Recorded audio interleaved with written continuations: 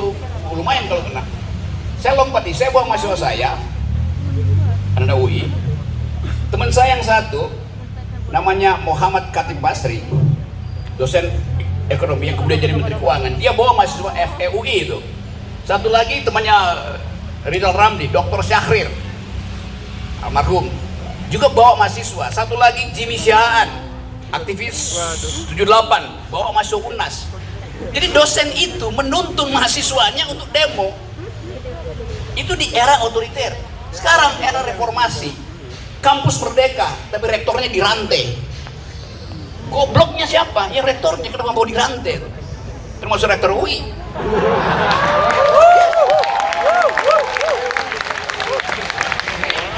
Ini gejala baru di dalam demokrasi itu. Ada kebebasan, tetapi pemimpin-pemimpin kampus yang harusnya memprovokasi pikiran publik tidak mau mengambil risiko. Kenapa? Takut gajinya sebagai komisaris berkurang.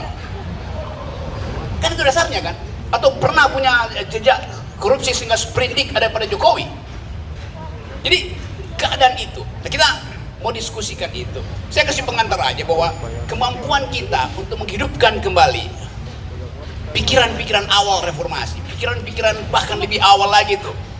Ketika kita merdeka, sekarang kita kumpulkan untuk kita hitung, cukup nggak energi pikiran untuk menghasilkan perubahan?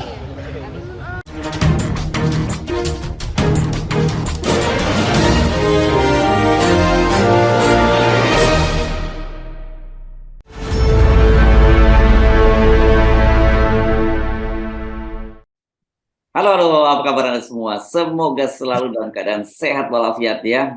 Sorry kita hari ini agak terlambat sedikit karena Bung Rocky kelihatannya udah mulai main di kampus di Jakarta lagi ya. Wah, kemarin saya lihat yang video tadi kita putar itu Anda orasi di UI ya Bung Rocky ya, di sebuah acara di UI, dan kemudian Anda tadi baru saja di UNJ ya Bung Rocky ya.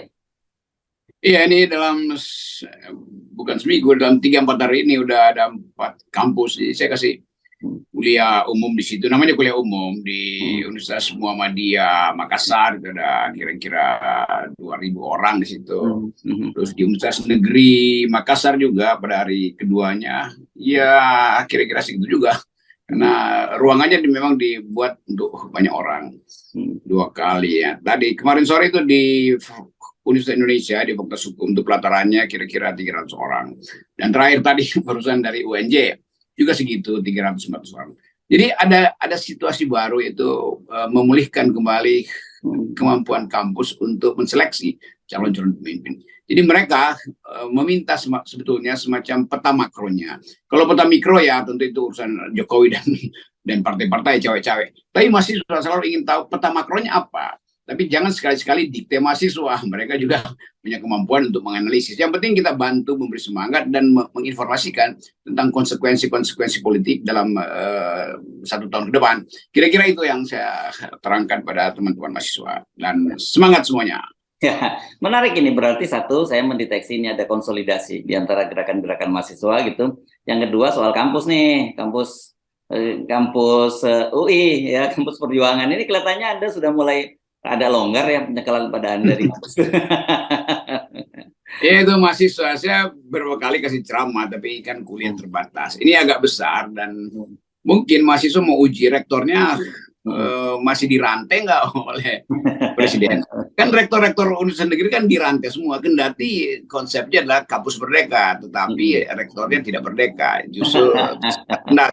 Tapi saya bilang bahwa itu salahnya bukan presidennya, salahnya rektornya. Kenapa mau dirantai? Padahal kan ada kesepakatan bahwa reformasi itu justru membebaskan kampus untuk mengevaluasi politik. Jadi bukan ditutupi dari politik, justru kampus harus mengevaluasi politik. Jadi fungsi oposisi di dalam tingkat gagasan dan konseptual itu justru yang diperankan oleh BEM hari-hari ini. Nah, rektor-rektor yang gagal untuk memahami zeitgeist ini, semangat zaman ini, itu pasti nanti satu waktu juga akan menyesal, karena nanti dia akan jadi sasaran kritik dari mahasiswa. Dan mahasiswa nggak pernah takut lah, kan nggak ada aturan bahwa orang demonstrasi di DO. Orang di DO tuh karena dungu, bukan karena demonstrasi. Kita ingatkanlah kampus, terutama UI ya, Bung Rocky ya. zaman dulu di ketika masa Orde Baru, ketika dikenal sangat represif pun itu kampus itu justru masih bersama mahasiswa dan berani pasang badan untuk mahasiswa ya gitu ya. Kita sebut kalau Anda tadi pidato orasi Anda tadi menyebut soal tahun 78-an gitu kan, ada Profesor Mardiono yang sangat Ya, ya itu, jadi saya terangkan pada mereka, saya membawa mahasiswa saya untuk demonstrasi. Karena ada kebutuhan untuk membaca keadaan sosial politik. Jadi sekarang dosen-dosennya justru dosen-dosen UI apalagi mencegah mahasiswa untuk demonstrasi, kan dungu kan. Jadi bukannya pakai kesempatan ini untuk mengevaluasi kemampuan mahasiswa berargumen di depan publik dengan orasi misalnya di jalan raya. Ini justru dicegah kan. Jadi itu konyolnya di situ tuh. Jadi beberapa dosen memang dulu di awal reformasi mengambil risiko mau dipecat kayak mau diapa, tapi kita membantu. Bahkan orang semacam Dono untuk Kasino itu kan juga dosen pada waktu itu di 98 dan mereka turun bawa mahasiswanya itu. Saya ingat juga Sudirman Said, dia adalah dosen di apa namanya itu? STAN ya, STAN, Sekolah Tinggi Administrasi Negara atau Akuntansi Negara, yang adalah punya pemerintah. Sudirman Said ambil risiko, dia bawa mahasiswanya 98 buat demo. Jadi ada tradisi dalam keadaan krisis sosial politik, seharusnya akademisi menuntun mahasiswa ini untuk ikut menyuarakan kepentingan publik. Bentuknya apa ya? Diskusi, konfrontasi pikiran, bahkan demonstrasi. Itu mestinya dilindungi dan memang dilindungi undang-undang. Nah, rektor-rektor ini yang baper, emangnya apa gunanya sih naik pangkat hanya karena mencegah mahasiswa? Atau nggak ada gunanya juga, nanti begitu terjadi perubahan politik akan dicatat. Oh, ini rektor-rektor yang mencegah pikiran bebas. Jadi kita akan catat mana rektor-rektor yang pernah menghalangi saya, menghalangi Rizal Ramli, menghalangi Said Didu, menghalangi macam-macam itu. Dan ya kemarin juga ada Rizal Ramli, dan ternyata kemarin waktu dia lagi istirahah rumahnya tuh diintai oleh Intel, dan itu yang bocor kemana-mana. Itu kan konyol tuh. Ngapain Intel Rizal Ramli? Rizal Ramli bicara terang-terangan kok di publik buat dia mengkritik Jokowi. Ya udah, itu aja ambil kesimpulan. Ya salah dia. Dia mestinya nggak usah datang ke rumahnya Rizal Ramli untuk mengintelin. Dia langsung nonton aja di channel-channel YouTube di mana-mana. Itu kan terbuka Rizal Ramli ya. Tinggal direkam aja kok gitu. Ngapain susah payah muter Rizal Ramli dan akhirnya ketangkap gitu kan, nggak enak jadinya kan. Iya, apa yang mau diambil sebetulnya, mau dipasang rekaman ya, semua juga tahu tuh bacot di Ramli memang nggak bisa dikendalikan. Kan ada juga aktivis, jadi teman-teman saya juga begitu kan, pasti diintai itu. Dan saya kira juga FNN udah lama diintai, cuman kita biarin aja. Jadi poin saya selalu adalah di dalam keadaan krisis, intelektual itu pasti terbit atas dasar perintah sejarah. Jadi jangan pernah cegah mahasiswa untuk bicara kritis, untuk demo, pulihkan Twitternya BEM UI yang dirampas oleh kekuasaan, tuh. Jangan halangi Rizal Ramli untuk memberi kritik, karena ini adalah era di mana semua orang ingin dengar apa yang paling buruk dari istana. Nah, kita nggak mau dengar apa yang paling baik, memang nggak ada. Kita mau dengar mana yang buruk. Nah, yang buruk itu mesti diucapkan secara jujur. Dengan cara apa? Dengan cara kajian akademis. Rizal Ramli pasti pakai data, dan semua aktivis kan yang masih beredar sekarang juga syarat dengan data. Yes, oke. Oke, kita udah ngomongin kampus, sekarang kita balik ke situasi yang situasi dunia persilatan kita, dunia politik kita. Okay. Ini orang banyak bertanya-tanya kepada saya juga, menanyakan soal ini apakah mungkin ya Pak Prabowo itu diprank lagi oleh Pak Jokowi? Kenapa? Karena kalau menyimak pernyataan dari Muni Budi Aristiadi yang menyatakan bahwa sebenarnya Pak Jokowi itu masih tetap berusaha memasangkan Ganjar Pranowo dan Pak Prabowo sebagai calon presiden dan wakil presiden, tapi kata dia situasinya sekarang menjadi sulit karena Ibu Mega sudah mencalonkan Ganjar Pranowo. Begitu juga dinamika di kalangan partai-partai pendukung pemerintah, misalnya muncul gagasan kalau kemarin mencoba mendekati Demokrat gagal, sekarang coba memasangkan Airlangga dengan Zulhas misalnya gitu. Iya, ada upaya memang untuk balancing. Jadi seolah-olah kalau Prabowo dan bukan orang Jokowi wapresnya itu bahaya. Demikian sebaliknya. Ganjar udah diambil Bu Mega, tapi Jokowi berupaya untuk paling nggak dia bisa kontrol presiden mendatang melalui wakil presiden. Tapi itu kan teori lama sebetulnya, udah nggak berguna lagi.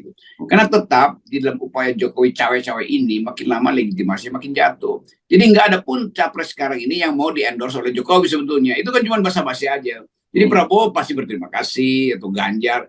Tapi dari soal Ganjar, pasti Megawati menganggap ini punya saya sepenuhnya, nggak usah ikut-ikut si petugas partai yang lama tuh. Nah, Pak Prabowo mungkin lebih sopan mengatakan, iya terima kasih, di endorse lagi tuh.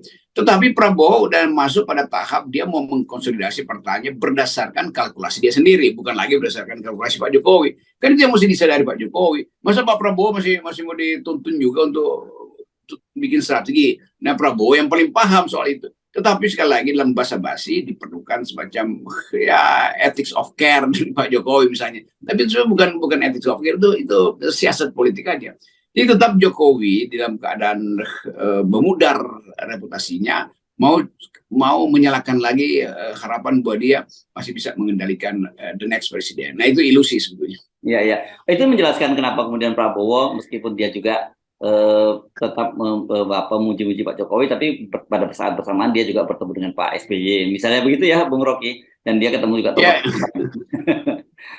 Itu tanda-tanda, itu bukan tanda kemampuan politik dari Prabowo. Ya, Prabowo berselancar terus, nggak mau mengganggu Jokowi, tapi pada saat yang sama berupaya untuk memberi sinyal bahwa ada persahabatan antara SB dan dia yang sama-sama satu spirit the corps-nya. Tetapi dalam politik pasti mesti ada pembicaraan. Nanti kita tahu sering Pak Prabowo dan Pak SB berselisih dalam soal-soal yang agak teknis, tapi dalam soal etis menjaga demokrasi saya kira mereka sama tuh. Kan dia mereka berdua dididik dalam semangat untuk menghormati wilayah perpolitikan sipil, dan itu yang saya kira berulang kali didiskusikan antara SB dan Prabowo untuk sama-sama menjaga demokrasi. Itu aja intinya. Oke, jadi kalau toh katakanlah begini, kalau Pak Jokowi mencoba kali ini misalnya tetap mencoba ngeprank Pak Prabowo gitu ya, saya kira juga nggak ada gunanya ya, karena karena Pak Prabowo diprank atau tidak diprank ya dia akan tetap jalan terus. Jadi upaya Pak Jokowi itu sekarang kalau toh kemudian tiba-tiba dia pindah haluan belok kanan, ngasih sen kanan belok kiri lagi begitu, ya nggak ada gunanya. Yang terjadi nanti malah Pak Jokowi kehilangan semuanya gitu. Iya, jadi kelihatannya Jokowi makin rapuh, makin labil gitu. Padahal Prabowo justru makin stabil. Karena dianggap bahwa udah endorsement udah dia dapat, kapasitas dia untuk masuk dalam kompetisi udah dipersiapkan, sebagai partai thresholdnya ya gampang dia peroleh. Jadi apalagi sebetulnya kan. Jadi bagi Prabowo ya udah itu bonus lah kalau masih dibujuk-bujuk oleh Jokowi. Tetapi jalan pikiran Prabowo saya kira udah final, bahwa dia akan head to head bahkan dengan Anies, dengan Ganjar, dan itu sebetulnya etik yang bagus kan. Udah head to head aja. Isu pasti akan banyak isu, tetapi dalam perdebatan nanti kita lihat mana kualitas yang basisnya adalah masa depan, mana yang sekedar mengorek-ngorek masa lalu. Kira-kira itu aja. Jadi tepatnya nggak mungkin ya Pak Jokowi ngeprank sekarang kali ini Pak Prabowo, atau tepatnya mungkin aja masih ada niatan ngeprank, tapi mungkin orang nggak akan Pak Prabowo nggak akan terpengaruh gitu, yang lebih tepat. Ya saya kira Pak Jokowi ya kira-kira mau kasih kirim sinyal iya apa enggak ada problem lagi, yang penting dia berupaya. Tetapi ini menurunkan wibawa Pak Jokowi. Kan yang kita tegur terus wibawa Anda sebagai presiden makin lama makin merosot. Anda lama-lama jadi maklar jadi calo lalu tukar tambah tuh. Kan sayang tuh. Jadi ini juga pertanda bahwa Pak Jokowi nggak belajar, atau orang-orang di sekitar dia, beliau ini yang ngobok-ngobok air kotor, lalu nanti yang kepercik beceknya adalah Pak Jokowi. Jadi bagian-bagian busuk ini yang sebetulnya, atau paling nggak bagian buruk dari kompetisi politik ini yang mau kita cegah. Nah, mahasiswa itu berupaya untuk memberi sinyal bahwa silahkan deh, walaupun kalian banyak cacat di depan mahasiswa, tapi kalau kompetisinya bagus, oke, kita masih mungkin, atau mahasiswa mungkin masih menganggap oke, kita jaga aja.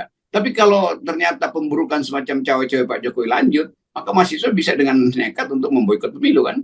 Ya. Dan saya kira ini penting tuh, orang-orang seperti relawan Pak Jokowi seperti Muni misalnya ya, harusnya juga mengingatkan Pak Jokowi, tidak lagi malah kemudian buka-buka kepada publik menyatakan bahwa Pak Jokowi masih berusaha untuk menjodohkan Pak Ganjar dengan Pak Prabowo, tapi situasinya berubah dan sebagainya. Harusnya dia juga mendorong Pak Jokowi, sudahlah melihat realitas gitu, bahwa situasinya ya memang sudah berakhir buat Pak Jokowi. Iya, saya kira saudara Projo ini, Muni ini, teman saya, teman baik saya, ya berupaya untuk jadi faktor di situ kan.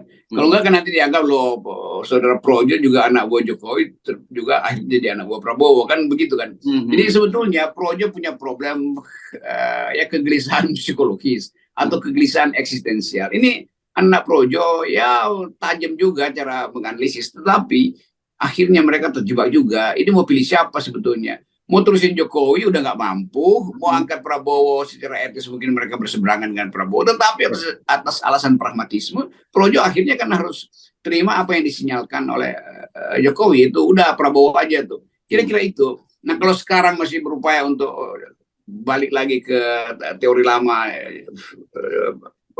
Ganjar Prabowo, lo itu ketika Ganjar masih diasuh Prabowo, masih diasuh Jokowi. Kalau sekarang ya Ibu Mega merasa ini ngapain sih ngurusin rumah tangga orang lagi kan? Jadi itu soalnya tuh.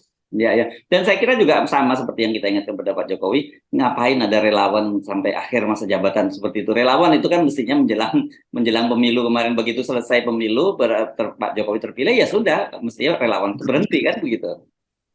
Ya cuman itu kenikmatan Pak Jokowi, menunggu dan mendengar relawan mengadu dan memuji kan itu kan, atau mengajukan proposal yang optimistis. Jadi Jokowi juga diasuh, dieluk-elukan oleh mereka yang sebetulnya sangat pragmatis dalam melihat posisi Jokowi. Dulu Jokowi sangat kuat, maka relawan bergerombol di sekitar beliau dan beliau senang itu. Oke, nanti ada kemungkinan 3 periode. Kan Projo yang juga mengendorse soal 3 periode dengan cara yang agak lucu-lucuan itu.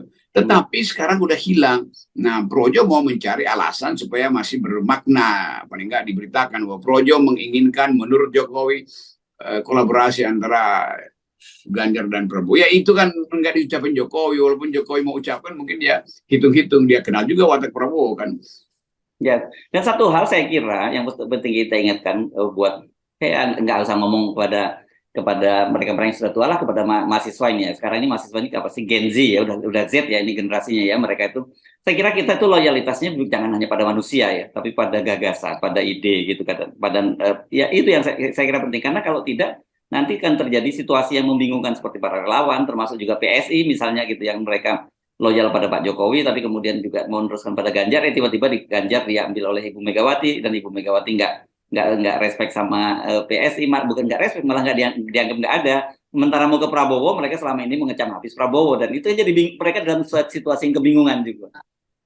Itulah akibatnya kalau relawan itu bukan datang dari hatinya, dari kebersihan hatinya untuk rela menuntun seorang. Ini kan relawan diombang-ambingkan oleh momentum, diombang-ambingkan oleh insentif material terutama. Maka kerelaan untuk taat asas pada pilihan itu nggak terjadi. Jadi relawan jadinya relawan yang pragmatis kan, atau bahkan oportunis tuh. Beda dengan mahasiswa tadi misalnya di UNJ, mereka bertanya dan akhirnya menjawab sendiri. Siapa yang mesti kita pilih? Akhirnya mereka tahu bahwa udah dalam keadaan minus malu, mesti ada yang mereka tetapkan. Walaupun nanti di ujungnya mungkin mereka menganggap semua tidak akan kita pilih. Tapi hak itu ada pada mahasiswa. Karena mahasiswa itu bukan partai politik. Dia masyarakat sipil yang punya hak untuk mengucapkan kritisisme dan pilihan alternatif karena dia belajar metodologi, ada ilmunya di situ. Sekaligus dia merasa bahwa dialah yang akan jadikan. Kan mereka ini 30% atau 33% dari pemilih 2024 adalah milenials ini. Ini mereka punya kemampuan untuk menghipnosis bangsa ini dengan ancaman bahwa kami mayoritas loh, dan kami bisa jadi swing voters. Tergantung isu mana yang akan kalian ucapkan, hai wakil-wakil rakyat dan hai calon-calon presiden. Jadi itu sebetulnya terlihat bahwa makin tajam cara mahasiswa merumuskan masa depan versi mereka. Yes, jadi sekali lagi kita mesti kita pasti loyal pada visi dan misi ya, bukan loyal pada seorang per orang. Orang-orang per orang boleh berganti, pimpinan negara, tokoh-tokoh masyarakat berganti, tapi visi tentang bangsa ini mau dibawa kemana itu saya kira tidak akan pernah berubah. Ya itu betul. Jadi itu pesan bahwa politik itu adalah ide yang tuntas, ide yang konklusif. Kalau orang ya oke, bisa ditaruh di situ, diganti juga bisa. Tetapi dalam berpolitik kita mesti taat pada janji bahwa kita hendak berpolitik demi mendistribusikan keadilan. Kira-kira itu poinnya. Yes, dan saya kira itu para founding parent kita sudah jelas ya menegaskan bahwa ini untuk kesejahteraan ya, bagaimana untuk kesejahteraan bangsa dan negara, bukan untuk kesejahteraan orang per orang seperti yang terjadi saat ini. Ya, itu kita ingatkan terus itu, dan saya kira nggak ada yang keliru di situ. Selama mahasiswa berupaya untuk menerangkan kepentingan mereka berbasis pada tadi janji-janji kemerdekaan, janji-janji reformasi, maka kita dukung. Dukung di dalam kampus, bahkan dukung ketika mereka turun ke jalan. Oke, thank you, Bung Rocky. Tetap nomor persen ya, Bung Rocky ya. Yes, 0%. Yes.